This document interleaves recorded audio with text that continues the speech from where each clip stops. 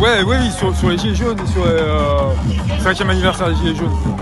Une chose qui me semble importante, sur toutes les actions qui ont été menées, sur toutes les revendications qui ont été demandées par les Gilets jaunes pendant 5 ans, il y a eu des choses qui étaient tout à fait légitimes qui ont été demandées, qui ont toujours été balayées d'un revers de la manche par les gens.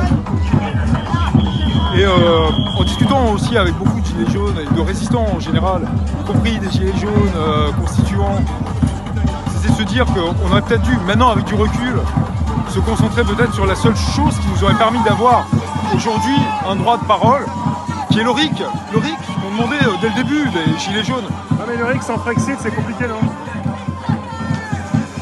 Avec ou sans Frexit, mais déjà cet accès pour les Français à la parole.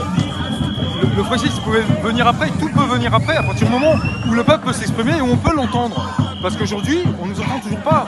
Aujourd'hui, la dernière grosse manif qu'il y a eu, c'était quand même pour la réforme des retraites. Il y avait combien de gens dans la rue? Et comment ils ont pu, d'un revers de main, balancer ça? Hop, un petit 49.3 et terminé. Pourquoi? Mais parce que on n'a plus de moyens de s'exprimer. Et c'est pas les élections, c'est pas les urnes qui nous permettent de nous exprimer. Tout le monde le sait. Donc peut-être, maintenant avec du recul, on se dit que le point sur lequel on aurait dû vraiment insister et être tout le temps à l'avant-garde, c'était le RIC. Dire, donnez-nous un minimum de pouvoir, d'expression. Donnez-nous à nouveau un accès, même minime, à la démocratie.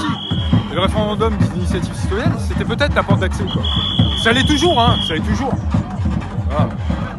La réflexion sur 5 ans de combat. Et une petite dédicace quand même pour une personne qui a été assidue depuis le début à toutes les manifs et qui nous a laissé justement le droit de parler et de diffuser notre parole. C'est toi, Rémi. Merci. Merci Olivier.